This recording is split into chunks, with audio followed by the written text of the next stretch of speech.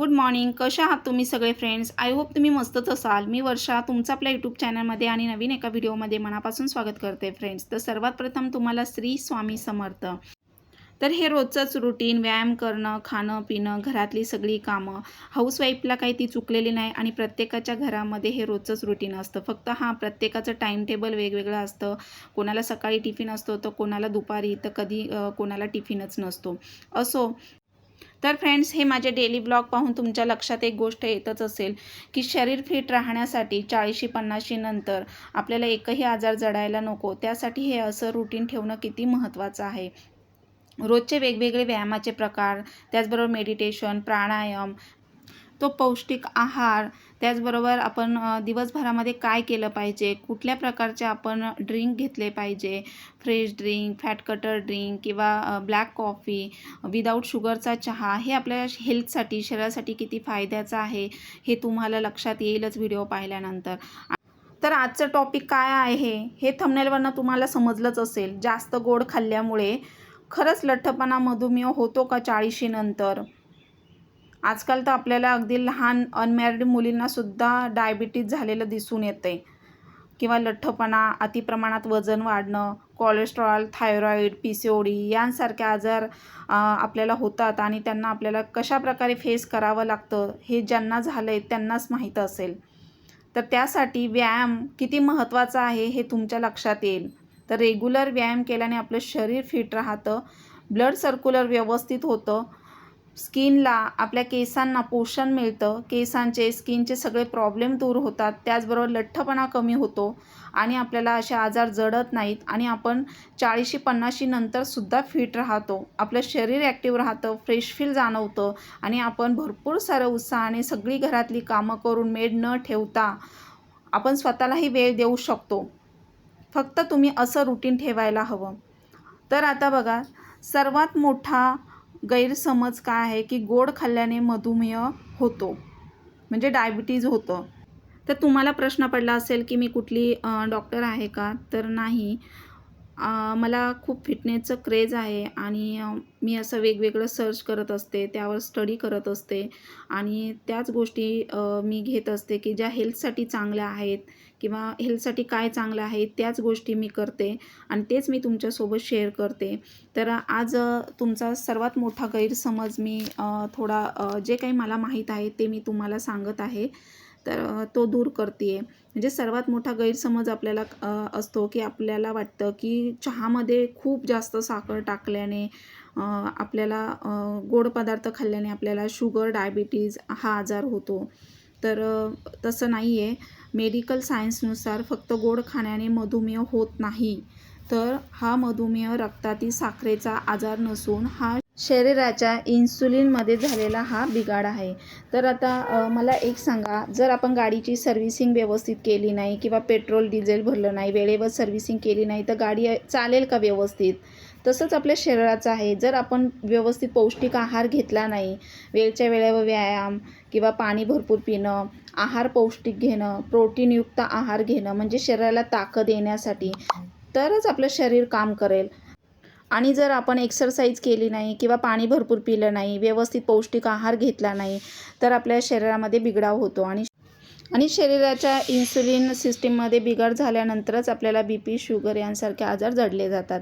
तर थोडक्यात सांगायचं म्हटलं तर आपल्या शरीराची बॅटरी आणि चावीचं काम हे इन्सुलिन करतं.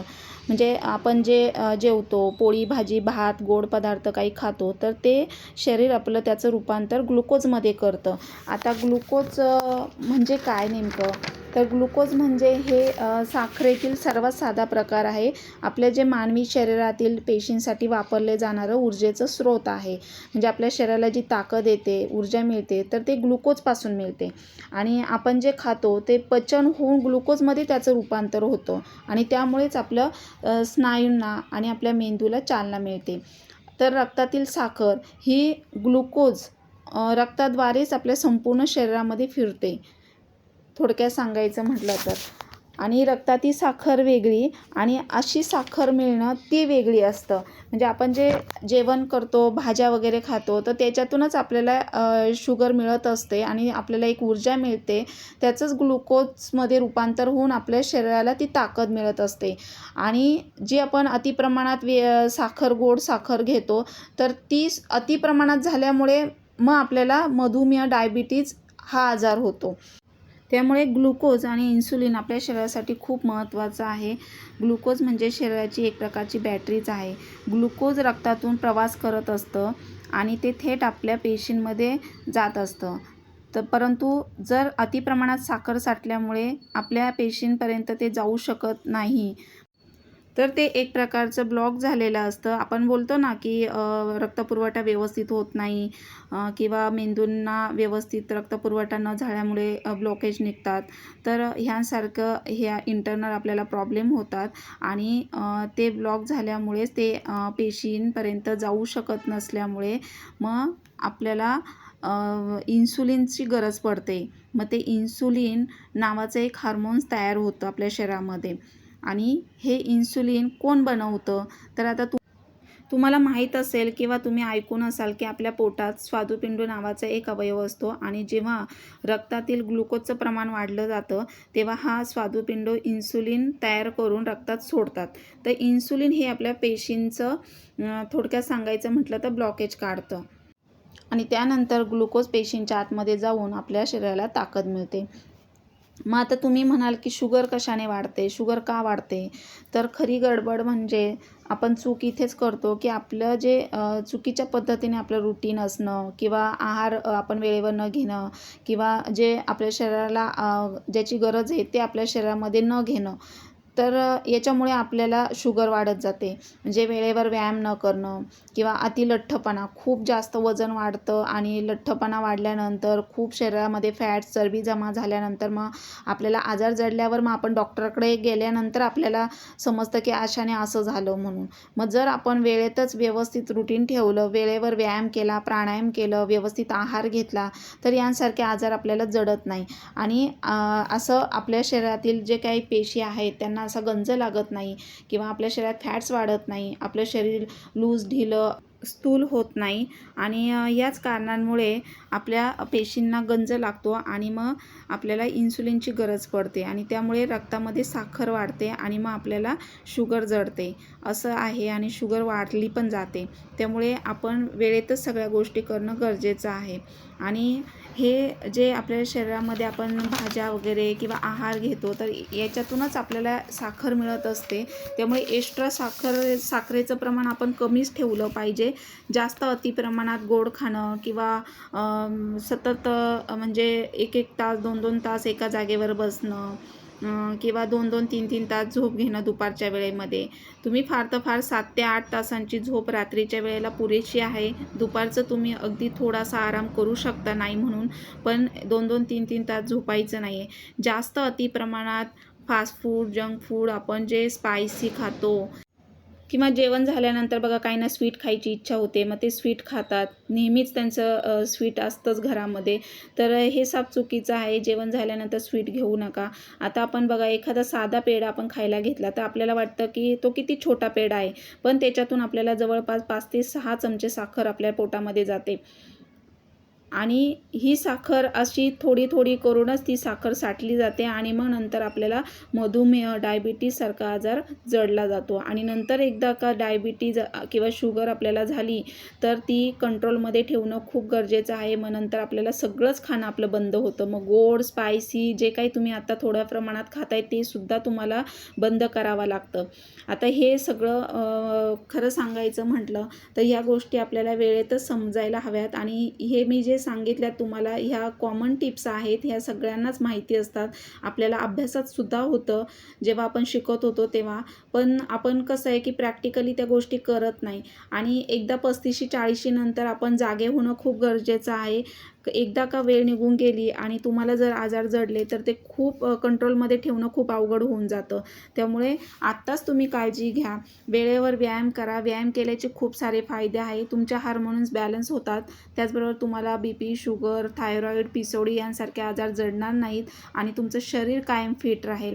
आता मला एकही गोळी चालू नाही आहे. जवळपास मी 7 ते 8 वर्षापासून व्यायाम करते आहे आणि तुम्हाला माहिती आहे माझे डेली व्लॉग तुम्ही पाहतच आहात की मला ट्विन्स आहेत. माझं पण C-सेक्शन नंतर भरपूर वेट वाढलं होतं, पोट वाढलेलं होतं. पण मी जवळपास 12 ते 13 किलो वजन आत्तापर्यंत मी कमी केलं आहे आणि तेच मी कमी करून मेंटेन ठेवते. म्हणजे आता माझं फार तर फार वाढलं तर अर्धा 1 किलो वाढलं तरी पण ते पुन्हा मी कमी करायचा तेवढा प्रयत्न पण करते. म्हणजे आता माझं वजन वाढतच नाही आहे, पण अजूनही मला 2 किलो वजन कमी करायचं आहे.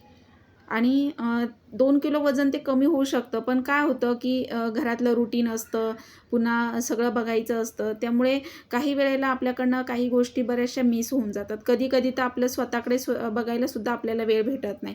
तर अशा ह्या गोष्टींमुळे आपण खूप बिझी होऊन जातो की जेणेकरून आपलं ते स्वतःकडे लक्ष जात नाही. त्यामुळे वेळेतच सावध व्हा आणि ह्या गोष्टी तुम्ही फॉलो करा. स्त्रियांनी वजन कमी करताना ह्या 5 गोष्टी तुम्ही लक्षात ठेवणं गरजेचं आहे की संतुलित आहार व्यवस्थित घेतला पाहिजे. असं नाही आहे की कमी खाल्ल्याने वजन कमी होईल. तर आपल्या शरीराला जेवढं लागतं, पोटाला जेवढं लागतं तेवढं आपण खायचं आहे. पण ते पौष्टिक खायचं आहे. शरीराला ताकद पण मिळाली पाहिजे आणि योग्य प्रमाणामध्ये जर आपण खाल्लं तर आपलं शरीर तेवढंच मागतं, पोट तेवढंच मागतं. एखाद्या गोष्टीची आपल्याला सवय झाली आहे, पण एखाद्या गोष्टीशी ॲडिक्टेड झालं तर ती गोष्ट केल्याबिगर राहत नाही, असं आहे. त्यामुळे आपण आपलं टाईमटेबल बनवायचं आहे आणि वेळेतच या गोष्टी आपण करायला हव्या आहेत. तर आपण आहारात सुद्धा प्रोटीन, कार्बोहायड्रेट्स, पुन्हा जास्त बघा व्हिटॅमिन्स जे आपल्याला शरीराला जीवनसत्व मिळतील असा आपण आहार घ्यायचा आहे आणि आपलं मेटाबॉलिझम जे असतं ते कमी होऊ द्यायचं नाही आहे.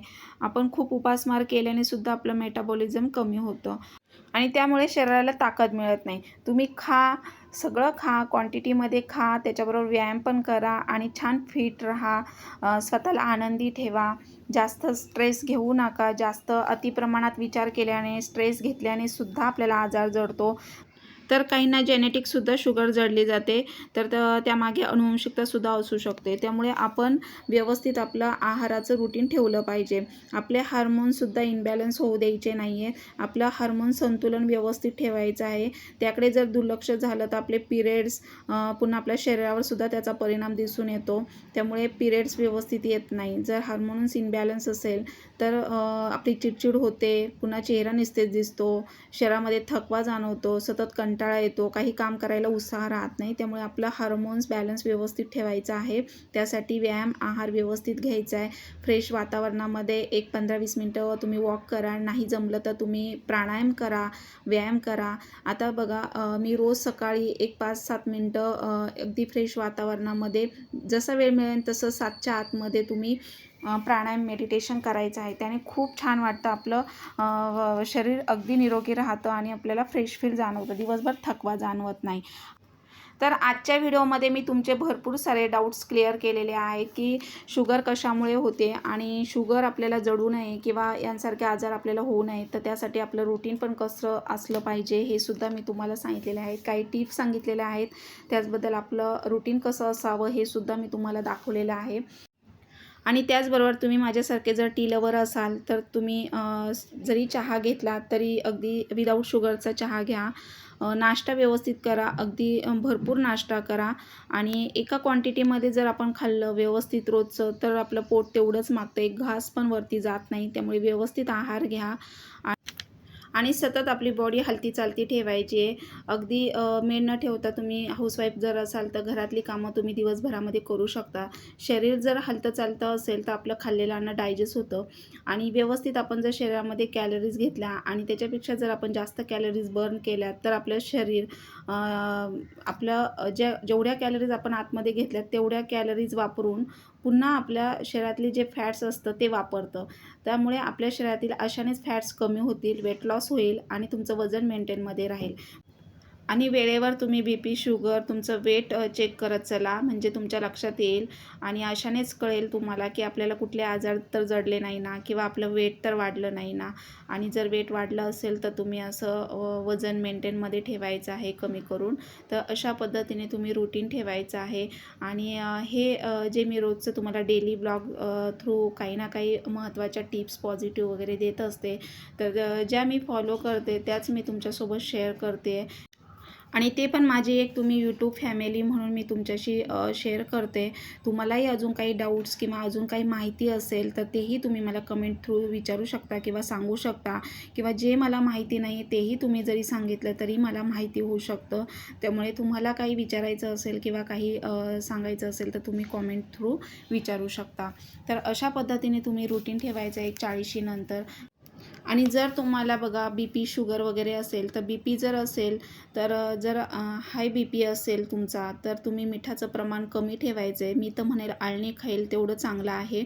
आणि त्यासोबत जर तुम्हाला शुगर वगैरे असेल, डायबिटीज, तर तुम्ही बघा आपण जांभळं खातो ना, ती जांभळं खायची आहेत, किंवा त्याच्या ज्या बिया असतात ना जांभळाच्या बिया, त्या बिया वाळवून तुम्ही त्या बिया स्वच्छ धुवायच्यात, वाळवायच्यात आणि त्याची पावडर करून ठेवायची. ती पावडर रोज 1 चमचा खायची आहे. त्याने डायबिटीज याला खूप फरक पडतो जांभळाच्या बियांनी. आणि त्यासोबत बघा मूग, मटकी वगैरे कडधान्य खायचे आहेत. मुगाने सुद्धा डायबिटीजला बराच फरक पडतो. सकाळचे 1 चमचा कच्चे मूग खायचे आहे. तर बघा मुगामुळे शरीराला ऊर्जा मिळते, पुन्हा इम्युनिटी पॉवर स्ट्रॉंग होते, ताकद मिळते. आणि लहान मुलांची सुद्धा इम्युनिटी पॉवर स्ट्रॉंग होते. त्यामुळे लहान मुलांनासुद्धा तुम्ही छोटा 1 चमचा कच्चे मूग वगैरे द्यायचे आहेत. बदाम वगैरे, अक्रोड पाण्यामध्ये भिजवायचे रात्रीचे आणि ते सकाळी खायचे. भरपूर सारी ताकद येते. आणि काही ना काही असं बघा तुम्ही डिंकाचे, मेथीचे असे लाडू बनवायचे आहेत. आता पावसाळ्यामध्ये, हिवाळ्यामध्ये, आता उन्हाळ्यामध्ये गरम पडतं तर मग तुम्ही क्वांटिटी कमी करायची आहे, पण जे शरीरासाठी हेल्दी आहे ना तेच खायचं आहे. आणि व्यायामाने खूप सारा शरीराला फायदा होतो.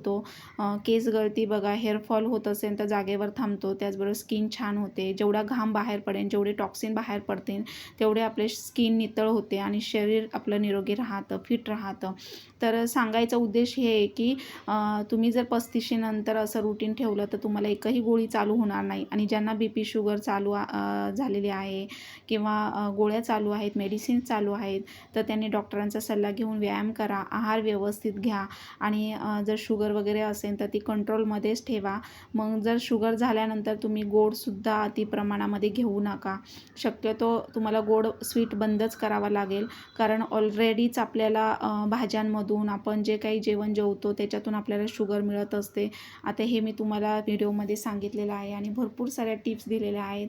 तर जर चॅनलवर तुम्ही नवीन असाल तर लाईक करा, सबस्क्राईब करा आणि व्हिडिओ आवडला असेल तर जास्तीत जास्त शेअर करायला विसरू नका.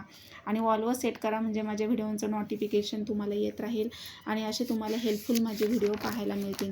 तसेच वर्षा रेसिपीजसुद्धा हे माझं चॅनल आहे, तुम्ही ते सुद्धा पाहत नसाल तर पाहत चला. त्यावर पण माझ्या छान छान गावाकडच्या अशा हेल्दी रेसिपी असतात. तर त्या चॅनललासुद्धा तुम्ही सबस्क्राईब करत चला. आणि मी भरपूर सारे तुम्हाला टिप्स दिलेल्या आहेत. तर असं सीझन म्हणजे जसा ऋतू असेल तसं तुम्ही आहारामध्ये बदल करायचेत आणि रुटीनमध्ये सुद्धा बदल करायचे आहेत.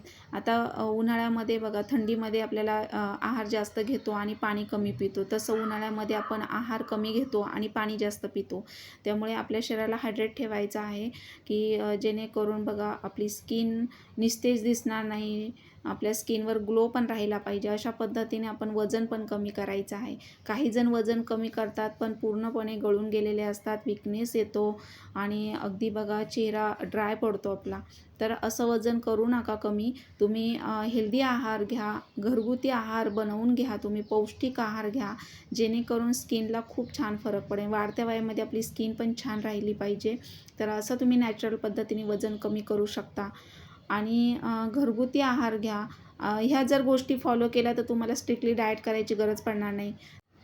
तांब्याच्या भांड्यातलं पाणी पिल्याने सुद्धा खूप फायद्याचं आहे. ॲसिडिटी, पित्त, जळजळ वगैरे आपल्याला काही होत नाही बघा. आणि आता उन्हाळ्यामध्ये सब्जा पाणी, धण्याचं पाणी घ्या. धनेसुद्धा रात्रीचे तुम्ही भिजत घालायचे एका मटक्यामध्ये, छोटा मटका असेल तर तर सकाळचं ते पाणी प्यायचे.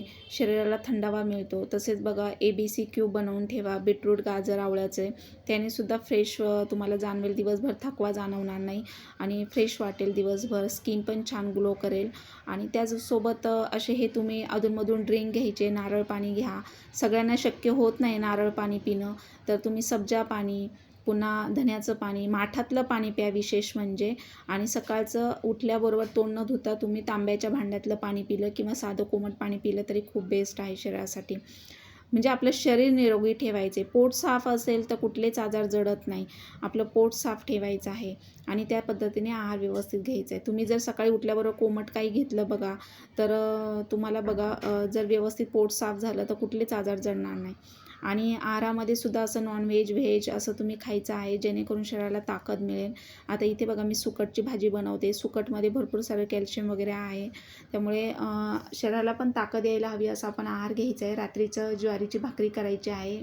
तर या अगोदर पण मी 2-3 व्हिडिओ अपलोड केलेले आहेत. तर ज्यांना बघा शुगर वगैरे आहे तर त्यांनी ज्वारीचीच भाकरी खायची आहे.